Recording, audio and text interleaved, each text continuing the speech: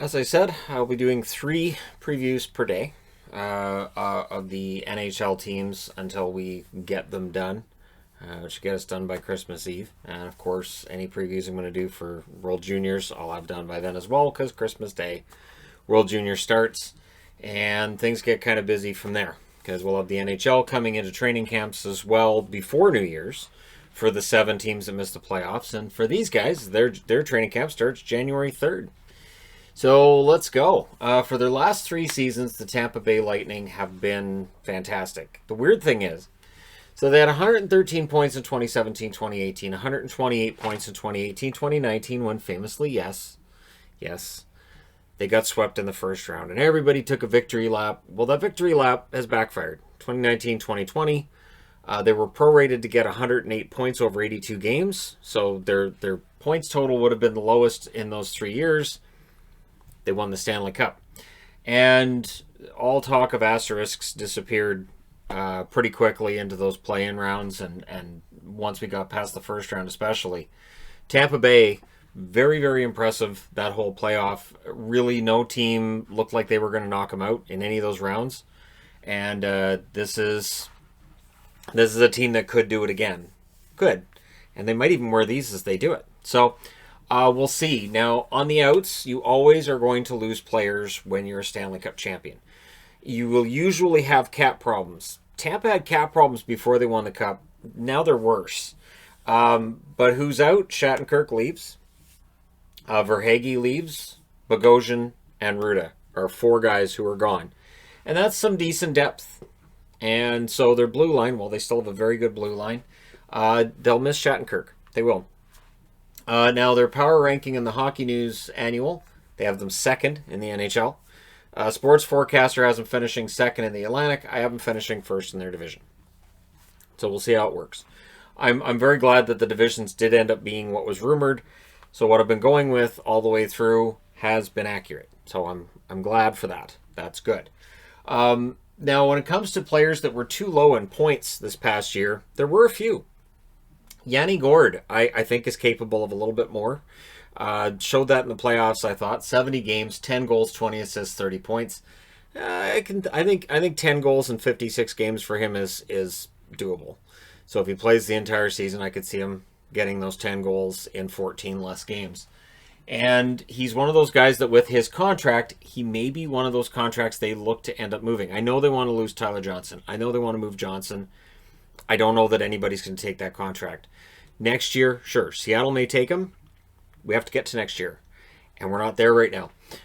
Braden Point, 66 games, 25 goals, 39 assists, 64 points. He showed in the playoffs. Braden Point is a legit superstar on his own, and I think those point totals could go up, depending on what happens with Stamkos and whether he's 100% healthy, how many games he plays.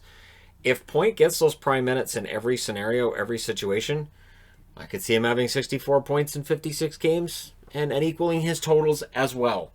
And Sergachev, 70 games played last year, 10 goals, 24 assists, 34 points. You can see that much like Dougie Hamilton, this is a defenseman who's likely going to put up higher point totals every year he plays in the league. And I get why Tampa fans are so excited to have him. He is a fantastic defenseman. He is building himself up into that category of being, one of the best in the league. The thing is, when you play with Hedman, people are always going to say, yeah, he's great. But Hedman, though, Hedman's the best, right? So that's the issue Sergachev's going to have when it comes to the whole Norris voting thing. Rookie to watch, I went with Cal Foote. I think Cal Foote's going to be given an opportunity to play in their top 6. You lose Shattenkirk, you lose Bogosian, you lose Ruda. There's an opening there now for Cal Foote. So expect him to at least be given a shot at taking that. Goals for, 3.47 per game, which was 1st in the NHL. Goals against, 2.77, which was 8th. So the defensive numbers, not as strong as their offensive numbers, but still top 10. Power play, 23.11%, which was 5th. Their penalty kill, around the middle of the pack, 81.39%, which was 14th. But their overall special teams numbers, pretty good. So for Tampa, while their power play in the return during the playoffs, it had its strong points and its weak points as well. Overall, pretty solid for them. Now, what's interesting is this is where I'm supposed to talk about the big additions. There aren't any. For Tampa, There is no cap space. So if there's an agreement to bring in a player, and there might be a free agent out there that's waiting to sign with Tampa, but they have no cap space to do it. The real storyline as I'm recording this is Cirelli, Chernak are still RFAs, still unsigned, and Tampa legit has $0 to make it work.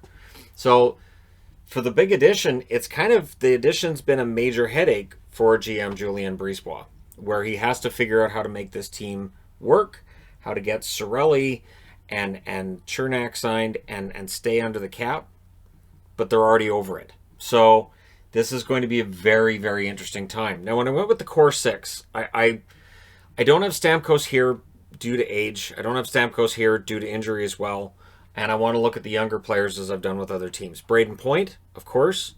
Kucherov, the amount of points he puts up year over year is just fantastic. And he's still relatively young.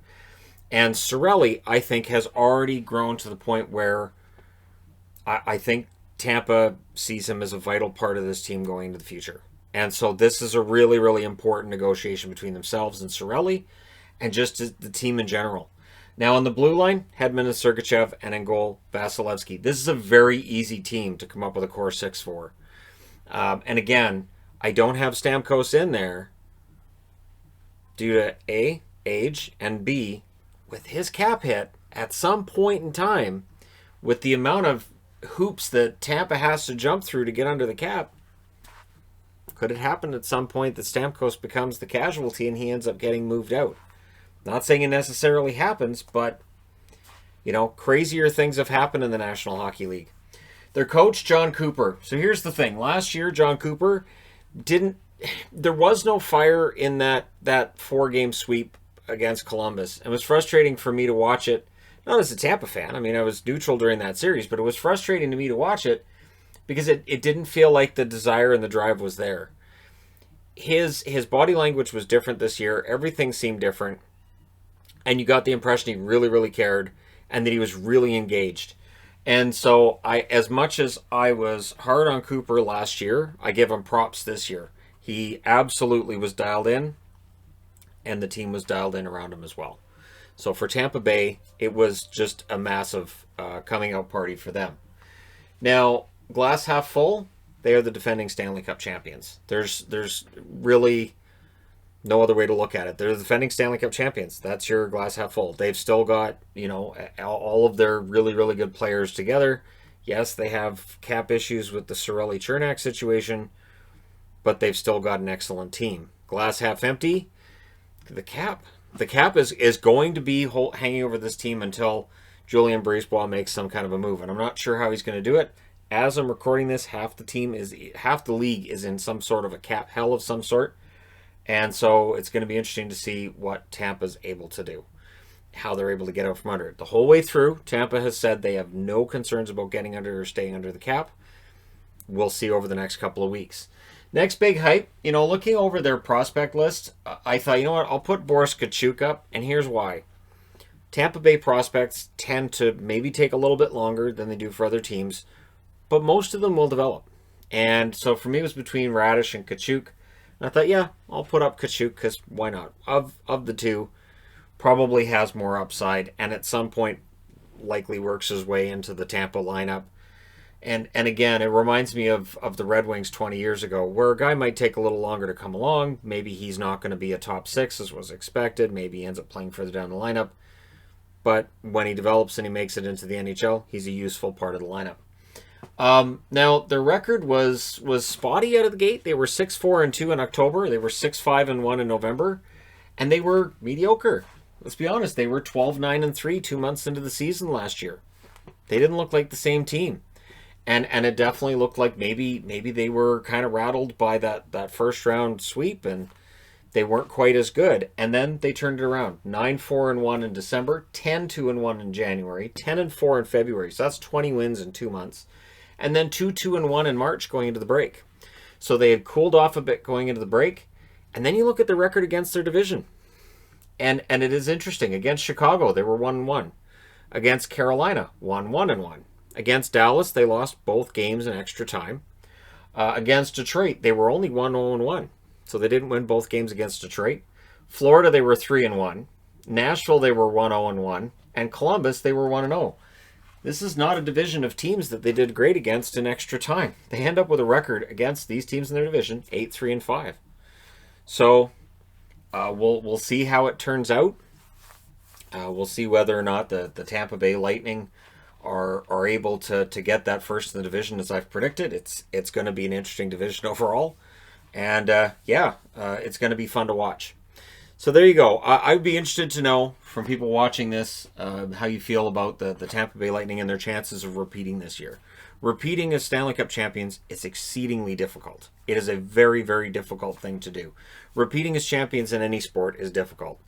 But it feels like with the NHL and with just this whole change of everything this year, it's going to be interesting to see how Tampa Bay navigates that and if it makes it easier for them to repeat or if they end up out in the first round. But we'll see what happens with Tampa. Let me know what you guys think in the comments section below, as always. Don't forget to hit like and subscribe. If you're browsing your way through, you just happened upon this video. Thank you guys so much for watching, for all your support.